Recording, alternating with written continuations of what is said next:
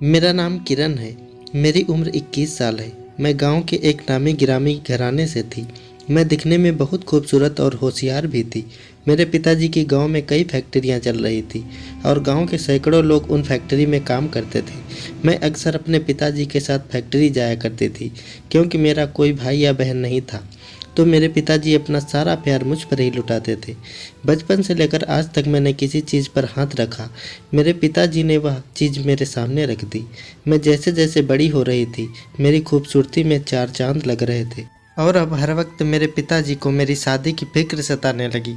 पिताजी ने मेरे रिश्ते के लिए सबसे कह रखा था और एक दिन मेरे लिए शहर से बहुत अच्छा रिश्ता आया। लेकिन पिताजी मेरी शादी शहर में नहीं करना चाहते थे। वह चाहते थे कि मेरी शादी गांव में ही उनके पास में हो, ताकि वह जब चाहे मुझसे मिल सके, मेरा हाल चाल ले सके और मैं उनके आसपास ही रहूं। वह चाहते थे कि मेरी शादी किसी ऐसे इंसान से हो जिसको वह पहले से जानते हो। और एक दिन पिताजी की नज़र फैक्ट्री में काम करने वाले एक लड़के राज पर पड़ी। राज दिखने में भी बहुत हैंडसम था और पिताजी के दिल के काफ़ी करीब था।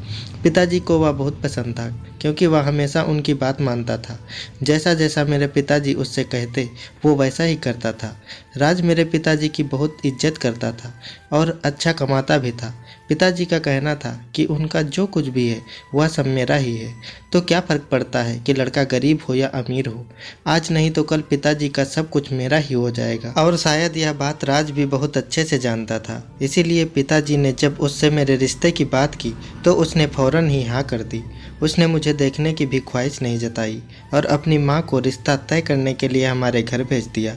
राज की माँ ने मुझे देखने के साथ ही पसंद कर लिया और मुझे मंगनी की अंगूठी पहना दी और कहा कि अब हमसे इंतज़ार नहीं होगा, हमारी प्यारी बहू को हमारे घर जल्दी भेज दीजिए। उनका कहना ही था कि पिताजी ने और उनकी माँ ने मिलकर शादी की तारीख तय कर ली है और अगले 10 दिनों में मेरी शादी रात से हो गई। बहुत से सपने आंखों में लिए हुए अपनी ससुराल आ गई। मेरे दिल में जज्बात उमड़ रहे थे, बेताबियां बढ़ती जा रही थी। मेरा दिल खुशी से झूम उठा था। शादी को लेकर बचपन से ही मेरे बहुत सारे सपने थे। बचपन में मैं अपने गुड़िया गुड्डों की शादी कराया करती थी। मेरा दिल मेरे बस में नहीं था। राज की खूबसूरती के चर्चे भी मैंने पहले से ही सुन रखे थे। जितने भी मेहमान हमारी शादी में आए थे सब हमारी जोड़ी को देखकर यही कह रहे थे कि हम एक दूसरे के लिए ही बने हैं। सबकी नज़रें हमारे ऊपर टिकी थी, लेकिन कभी कभी यह नज़र इंसान को बर्बाद कर देती है और शायद ऐसा ही कोई नज़र हमारे जोड़े को भी लग चुकी थी। मैं अपने माता पिता की इकलौती बेटी थी। मेरी शादी बहुत धूमधाम से हुई कि दूर दूर तक ख़ानदान में मेरी शादी की ही चर्चा हो रही थी। हर किसी की ज़ुबान पर मेरी शादी की ही बात थी। मैं खुशी से फूली नहीं समा रही थी। ऊपर वाले ने मुझे हुस्न और दौलत दोनों ही दिए थे, लेकिन मुझे क्या पता था कि मैं किस्मत के मामले में मार खा गई हूँ। सिर्फ हुस्न और दौलत ही सब कुछ नहीं होता। जीवन साथी का ज़िंदगी भर साथ रहना औरतों के लिए दुनिया की हर खुशी से कहीं ज़्यादा है। और मुझे क्या पता था कि मेरा और राज का साथ सिर्फ कुछ दिनों का ही था। शादी की पहली रात जब राज कमरे में आया तो उसकी बातों में चाहत थी, वह खुशबू नहीं थी जिसे सुनने के लिए मैं बेकरार थी। ऐसा नहीं था कि राज ने मुझसे बात नहीं की या मेरी तारीफ़ नहीं की थी, लेकिन जो कुछ मैं सुनना चाहती थी वह सब राज ने नहीं कहा था। हमारी ज़िंदगी की शुरुआत हो गई और मैं बहुत खुश थी कि मुझे अपने ससुराल में किसी भी चीज़ की कोई कमी नहीं थी। मेरी सास मेरा बहुत ख्याल रखती थी। मेरा देवर भाभी भाभी कहता मेरे आगे पीछे घूमता रहता था। राज मेरे पिता के साथ काम करता था। उसकी मेहनत और ईमानदारी से खुश होकर पिताजी ने खुद ही मेरा रिश्ता उसके साथ तय कर दिया। राज देखने में इतना हैंडसम था कि मुझे भी इस रिश्ते से कोई ऐतराज़ नहीं था और फिर हम दोनों शादी में बंध गए। पिताजी ने शादी के तोहफे में राज को 25 लाख रुपए भी दिए थे। मेरी शादी सर्दियों के मौसम में हुई थी या दिसंबर का महीना था। शादी के ही कुछ दिनों बाद राज मुझे हनीमून के लिए हिमाचल की बर्फबारी दिखाने के लिए ले गए। मुझे राज के साथ जाने के लिए ज़्यादा वक्त भी नहीं मिला था। अभी तो मेरी और राज के बीच सही तरह से अंडरस्टैंडिंग भी नहीं हुई थी और हम दोनों हिमाचल के लिए निकल गए थे। राज बहुत खामोश आदत का इंसान था और दूसरी तरफ मेरा देवर था जो एक खुश मिजाज इंसान था। दोनों भाइयों में ज़मीन आसमान का फ़र्क था। राज पूरा रास्ता खामोश रहा। मैं तो बाहर की सुंदरता देखकर उसमें जैसे खो सी गई थी। मुझे लगा कि समय के साथ साथ मेरी और राज की दूरियां भी कम हो जाएंगी और हमारा रिश्ता मजबूत हो जाएगा। लेकिन तकदीर ने ऐसी नौबत आने ही नहीं दी और हमारी किस्मत को तो जैसे कुछ और ही मंजूर था। किस्मत ने मेरे साथ ऐसा किया कि मैं तो आबाद होने से पहले ही बर्बाद हो गई। हिमाचल पहुंचकर एक दिन तो हमने थकान ही उतारी। अगले दिन राज मुझे पहाड़ों की तरफ ले गए। ठंड की वजह से मेरा बुरा हाल था। बहुत ऊंची पहाड़ी के किनारे पर ले जाकर राज ने मेरा हाथ पकड़ा और मुझे नीचे की तरफ धक्का देने की कोशिश करी और फिर जल्दी से अपनी तरफ खींच लिया और बार बार इस तरह से मेरे साथ कर रहे थे। एक बार तो मैं सच में नीचे गिरने ही लगी थी, मगर किस्मत ने मेरा साथ दिया और मैं बच गई। तभी मुझे राज पर बहुत गुस्सा आया और मैंने कह दिया कि आप अगर मुझसे शादी नहीं करना चाहते थे तो पहले ही इनकार कर देते। यूँ मुझे धक्का देकर क्यों मारना चाहते हैं? राज हंस पड़े और यह बात उन्होंने मजाक में टाल दी। अगले दिन जब हम होटल से निकलने वाले थे तब राज ने कहा कि वह पहले जाकर जगह की जानकारी लेकर आते हैं, उसके बाद मुझे लेकर जाएंगे। यह सुनकर मैं तैयार होकर अपने कमरे में ही बैठ गई और बेसब्री से राज का इंतज़ार करने लगी। रात जल्दी जल्दी में अपना मोबाइल फ़ोन मेरे पास ही भूल कर चले गए। बहुत देर तक मैंने इंतज़ार किया। सुबह से दोपहर और दोपहर से शाम होने लगी थी। मैं एक नई जगह पर होटल के कमरे में बिल्कुल अकेली और मुझे बहुत डर लग रहा था। मेरा दिल बहुत ज़ोर ज़ोर से धड़क रहा था। पहले तो मैंने सोचा कि अपने पिताजी को फ़ोन करके सारी बात बता दूं, लेकिन वह बहुत दूर थे और मेरे फ़ोन की वजह से कहीं परेशान ना हो जाए। यही सोचकर मैंने खुद ही होटल के स्टाफ से जानकारी हासिल की, लेकिन उन्हें भी राज के बारे में कुछ नहीं पता था। हालांकि वहां बैठे एक आदमी ने मुझे एक ऐसी खबर सुनाई जिसे सुनकर मेरे पैरों के नीचे से ज़मीन निकल गई। मेरे दिमाग ने मेरा साथ देना बंद कर दिया था। उसने मुझे बताया कि होटल के कुछ ही दूर पर बाजार में धमाका हुआ था। मौके पर मौजूद 4 लोग उस धमाके की वजह से जान गंवा बैठे, लेकिन मुझे इस बात का यकीन था कि राज बाजार की तरफ नहीं गए होंगे। वो तो घूमने के लिए जानकारी लेने गए थे। बाजार से उन्हें कोई काम नहीं था। यही सोचकर मैंने राज को ढूंढना शुरू किया। मेरे पास मोबाइल फ़ोन पर हमारी शादी की फ़ोटो थी।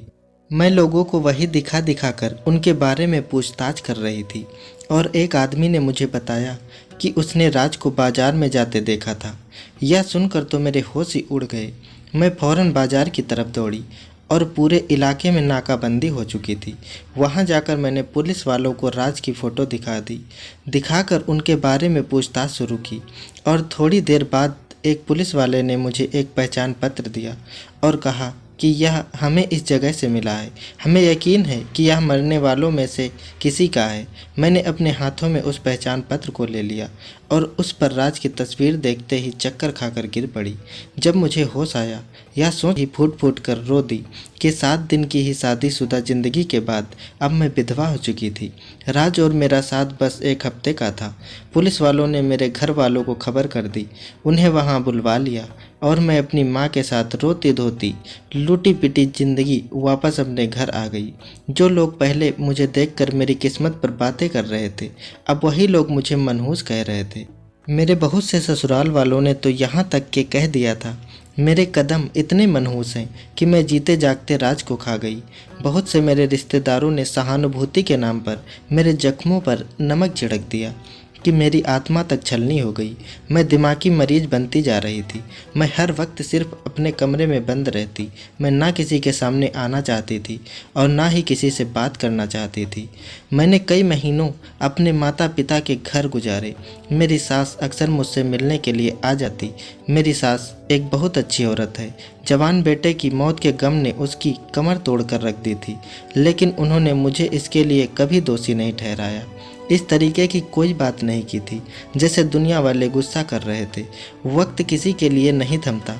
जाने वाले चले जाते हैं और पीछे रह जाने वाले दुनिया के रहमो करम पर होते हैं। जैसे कि मैं अभी इस वक्त ज़माने की ठोकरों पर थी।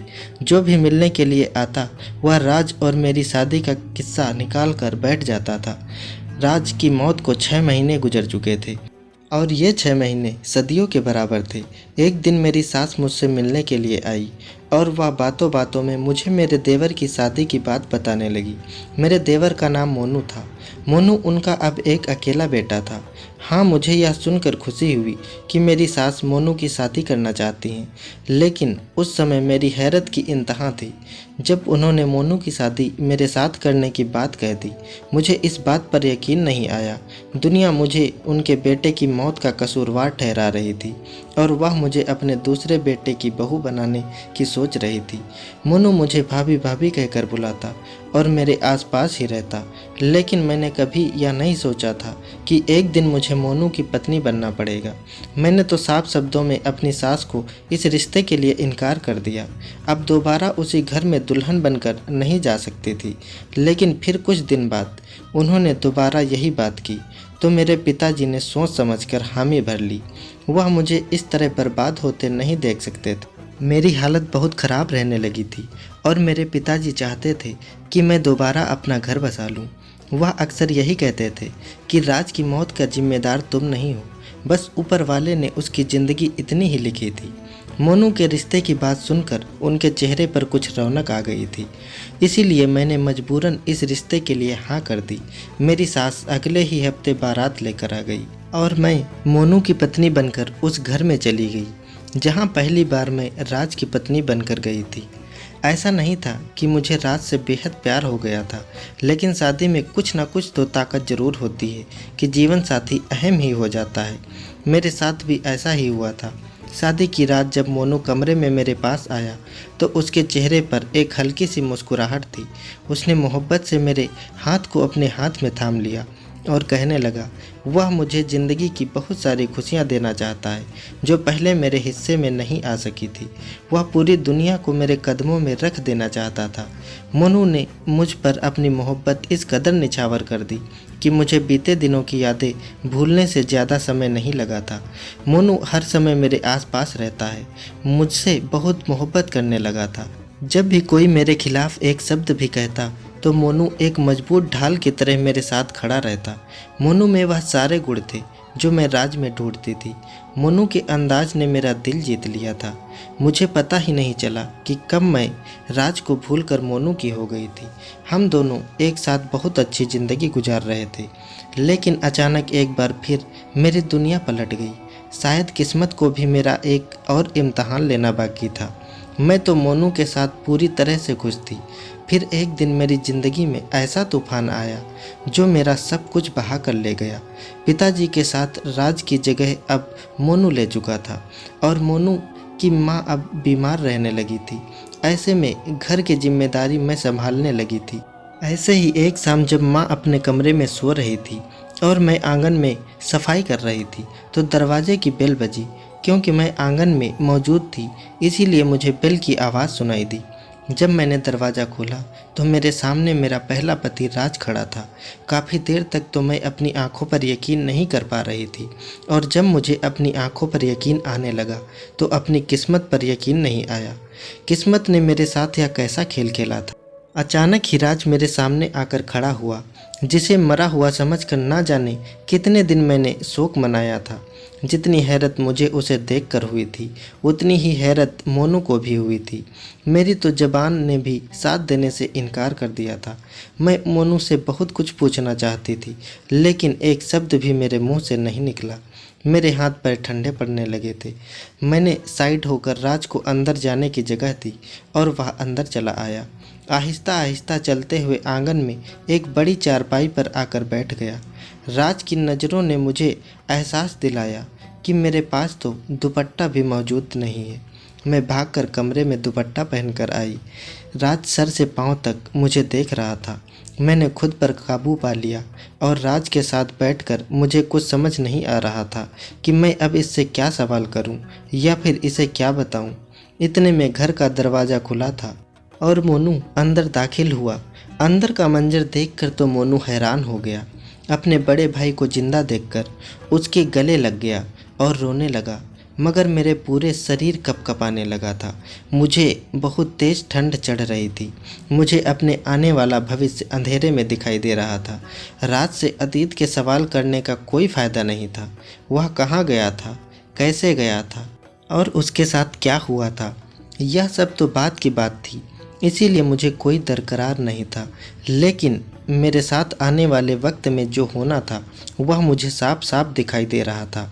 मैं एक ही वक्त में दो भाइयों की बीवी तो नहीं रह सकती थी, और अब मेरी मोहब्बत सिर्फ और सिर्फ मोनू के लिए थी। मेरी ज़िंदगी में जो रंग भरे थे, मुझे इन रंगों से चाहत हो गई थी। दोनों भाई बैठकर बातें कर रहे थे, मुझे कुछ भी सुनाई नहीं दे रहा था। मेरी आंखें तो मोनू के वजूद पर जमी हुई थी, जो अपनी माँ को भी उठा कर ले आया। जवान बेटे को एक बार सामने देखने के बाद तो बूढ़ी सास में भी जान आ गई थी। राज रोते हुए मुझसे माफ़ी मांग रहा था, मगर मुझे समझ नहीं आ रहा था कि वह मुझसे माफ़ी क्यों मांग रहा है। फिर राज ने बताना शुरू किया कि मुझे सिर्फ पैसों की वजह से शादी करनी थी। मुझे हिमाचल ले जाकर पहाड़ से धक्का देना चाहता था ताकि मैं आसानी से मर जाऊं, और जब ऐसा नहीं हो सका तो मुझे होटल में छोड़कर हमेशा हमेशा के लिए वहां से चला गया।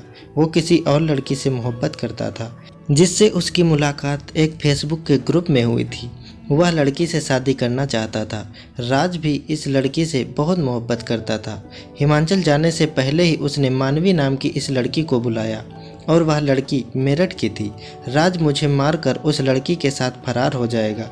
उस लड़की से मिलने की तारीख तय की थी। वो वही बाजार था जहां से उसका पहचान पत्र बरामद हुआ था।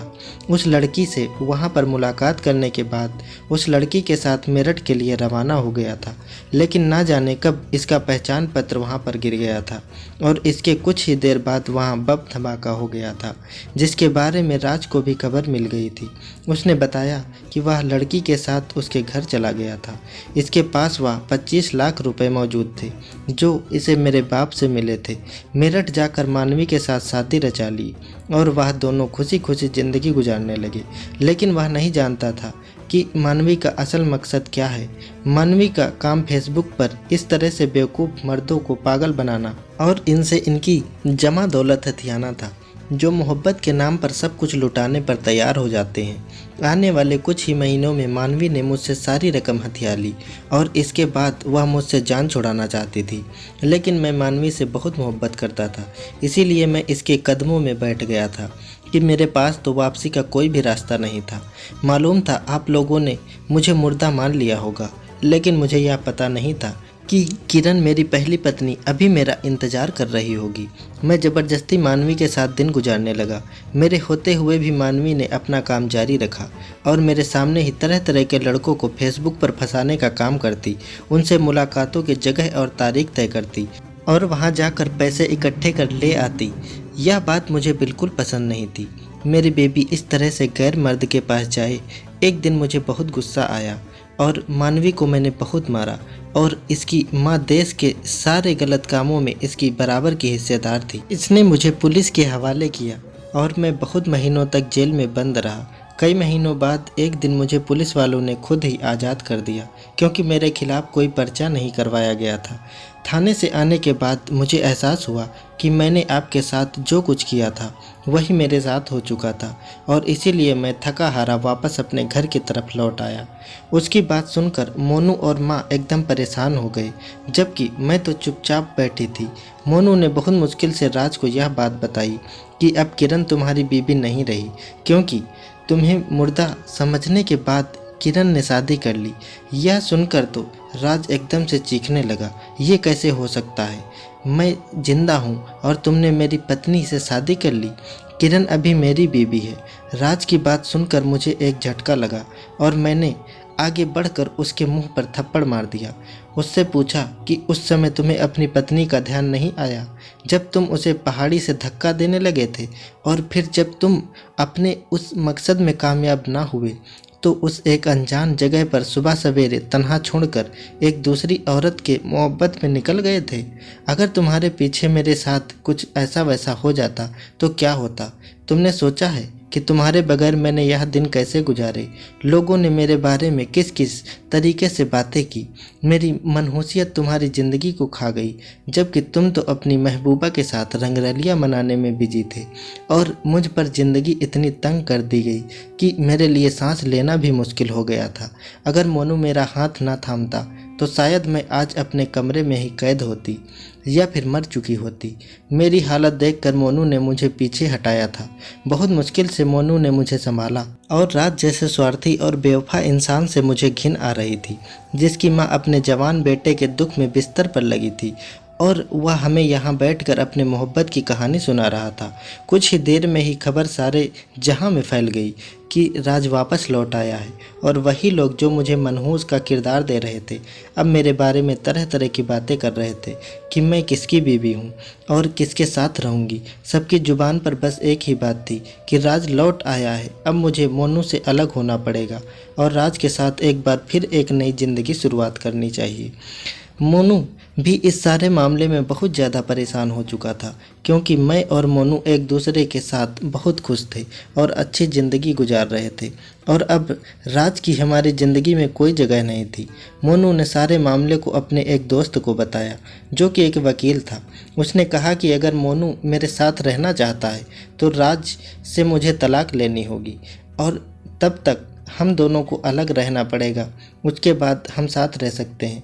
मोनू ने जब यह बात राज को बताई तो वह बहुत ज़्यादा स्वार्थी हो गया और उसने मुझे तलाक देने से मना कर दिया, लेकिन मैं किसी भी सूरत में राज के साथ अपनी ज़िंदगी नहीं बिताना चाहती थी। इसीलिए मैं अपना सामान उठाकर वहाँ से अपने मायके चली गई। एक बार फिर मेरे माता पिता पर क़यामत गुजरी थी। वह सारे मसले को ठीक करने की कोशिश कर रहे थे और इसीलिए पिताजी ने राज को बुलाकर एक अच्छी रकम पेश की और इसके बदले में मेरी आज़ादी को कहा।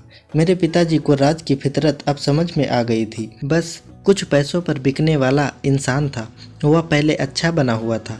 मेरे बाप से 25 लाख रुपए लेकर राज ने मुझे आज़ाद कर दिया। इसके बाद मोनू दरवाजे पर आया और मैं उसके साथ उसकी दुल्हन बनकर चली गई। राज घर छोड़कर जा चुका था। हम दोनों एक साथ बहुत अच्छी ज़िंदगी गुजार रहे थे।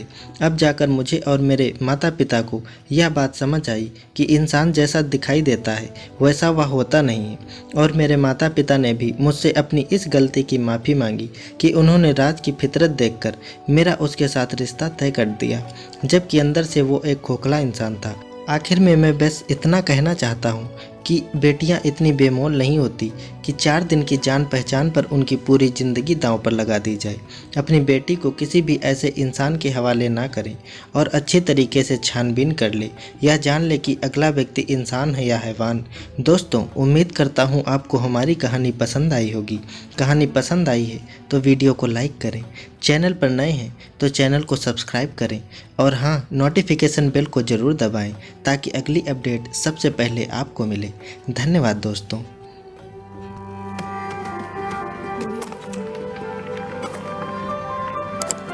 Subscribe now and press the bell icon.